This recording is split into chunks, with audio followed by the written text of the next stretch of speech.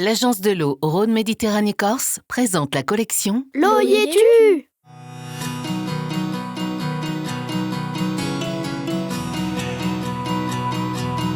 Au-delà d'une meilleure gestion de l'eau, des sols et des températures, désimperméabiliser les cours d'école présente de multiples bénéfices collatéraux pour les acteurs de la vie scolaire.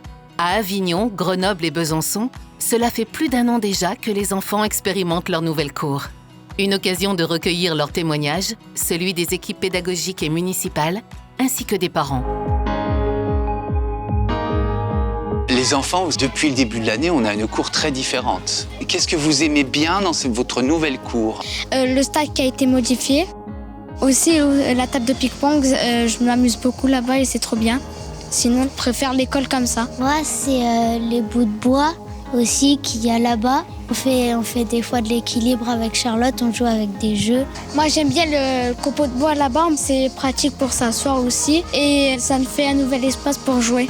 La cour a été élargie, il y a des espaces qui n'étaient pas ouverts auparavant, qui ont été ouverts. Plus d'espace pour les élèves. On sent vraiment que le climat scolaire, pour ce qui concerne la cour de récréation, a vraiment évolué. Les premiers retours que nous avons eus, et ça dès les premières semaines, c'est le fait que chaque enfant s'est apaisé. Parce qu'en fait, il a trouvé son espace. Il n'y avait plus l'espace réservé aux garçons ou à ceux, en tout cas, qui jouaient au foot, par exemple. Il y avait l'espace sportif, l'espace actif, l'espace calme. Il y avait des espaces pour tout le monde. Ce que je vois comme avantage, c'est qu'il est vachement plus posé, plus agréable le soir parce qu'il se dépense et puis qu'il va chercher son imagination. Avant, on entendait toujours « ouais, je m'ennuie ». Et là, avec son imagination qu'il fait déjà à l'école, il la continue un peu à la maison aussi. Est-ce qu'il y a des choses qui vous plaisent moins? On n'a pas beaucoup d'herbes parce que là, on a fait planter l'herbe et elles n'ont pas encore poussé. En fait, il faut peut-être un peu plus de temps. Moi, c'est le gravier parce qu'on glisse beaucoup trop dessus. La clapissette, donc c'est ce gravier qui a été mis ici. C'est un substrat qui doit être stabilisé, mais grâce à l'eau. Donc en fait, il faut qu'il pleuve beaucoup pour que ça se solidifie et qu'on n'ait plus un problème trop important de glissade et puis aussi de poussière. Mais la poussière devrait se résorber lorsqu'on aura eu assez d'humidité qui aura permis de stabiliser tout ça. Il n'y a que la nature qui peut nous aider, c'est-à-dire, il faut qu'il pleuve plus. Côté parents, l'inconvénient, c'est oui, ils sont sales, mais bon, que vous voulez faire tous les jours, il faut bien de toute façon le changer. C'est pas vraiment un inconvénient pour ma part. Je trouve que c'est une cour quand même qui est un peu plus végétale, qui est à la limite un parc. Les enfants, de toute façon, ce qu'ils aiment, c'est aller jouer au parc, aller dans la forêt, tout ça. Donc, ils retrouvent un peu ces endroits-là dans leur cour. Avec cette nouvelle cour, on sait qu'il y a plein de possibilités, mais qu'il faut les mettre en place, et ça ne peut se faire que progressivement.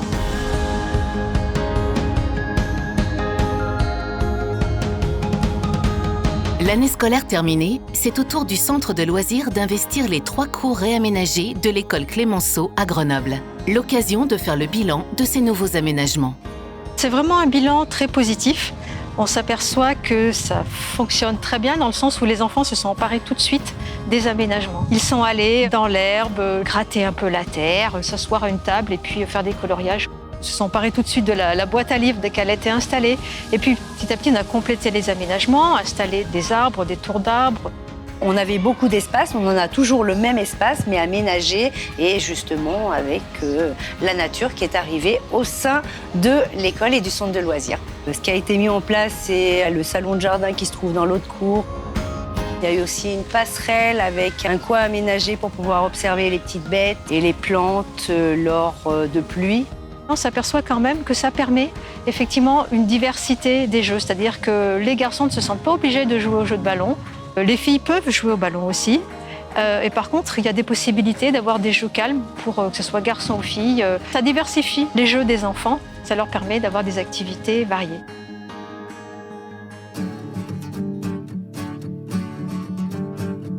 À Besançon, pour la kermesse de fin d'année, l'école Brossolette ouvre ses portes aux parents, mais aussi aux riverains. Le pari est réussi. 1 an après les travaux et 5000 m² de macadam en moins, la cour s'inscrit dans un projet de partage et d'ouverture sur l'espace public. L'idée, c'était de retrouver un esprit de place du village. Et aujourd'hui, dans les quartiers, c'est les écoles qui rassemblent du monde le matin et le soir. Et donc, il y a un vrai lieu de sociabilisation. Tout le monde peut venir dans ce coin de nature partagée entre l'école et l'espace public. Elle est mieux parce qu'on a 2 cours maintenant. Et puis, ça change. Hein. Ils ont des aires de jeu, ils s'amusent, ils ont de la verdure. Au moins, c'est pas rien que du ciment. Ça donne envie aux enfants de venir. Et je trouve que c'est magnifique. Je me le dis souvent, maman, on a une super cour, on a une nouvelle cour, c'est trop beau. Et oui, on sent le changement. Elle est mieux, puis ça fait plus nature que l'année dernière. L'année dernière, il n'y avait que 2 cages, puis voilà. Puis maintenant, les filles peuvent jouer avec nous, parce qu'avant, ils ne pouvaient pas jouer avec nous.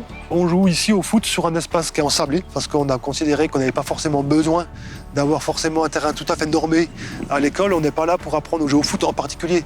Et ce sont ces poteaux, en fait, qui servent à la fois de cage de foot, mais aussi avec lesquels on peut jouer à colamaillard, à tourner autour, etc. À l'ouverture, ça a été se plonger, se rouler dans l'herbe, mettre les pieds nus dans l'herbe, c'était vraiment la priorité. C'est leur cours préféré. Déjà, il y a de l'ombrage, parce que pour l'instant, les arbres poussent ailleurs, mais on n'a encore pas trop d'ombre. Non, puis il y a beaucoup plus d'ombre aussi, donc je pense que là, ils ont eu moins chaud que l'année dernière. Il y avait que du béton, et là, avec les arbres et tout, il y a des endroits plus frais. Ouais, on avait chaud, on n'avait pas d'endroit à l'ombre. Au-delà de cet enjeu de lutte contre notre chaleur, de retravailler aussi sur la relation qu'on peut proposer aux enfants sur l'espace de récréation pour en faire aussi un espace de recréation. On est en train de changer le référentiel qualitatif de l'espace public. Aujourd'hui, la qualité, c'est des espaces qui sont vivants, où les enfants, notamment, peuvent faire vivre leur imaginaire, peuvent avoir accès à la nature, des milieux qui soient plus riches écologiquement, qui soient plus pertinents aussi au regard des enjeux climatiques et de gestion de l'eau. On préfère largement un espace dans lequel on se sent bien, même si on a du gravier sous les pieds, plutôt qu'une dalle toute propre où on crève de chaud. La désimperméabilisation, nous avons tout à y gagner, si c'est possible dans les cours d'école. C'est possible sur des surfaces telles que les parkings, la voirie et bien d'autres encore. Collectivités, entreprises, aménageurs, vous avez un projet pour rendre la ville perméable ? L'Agence de l'eau vous accompagne.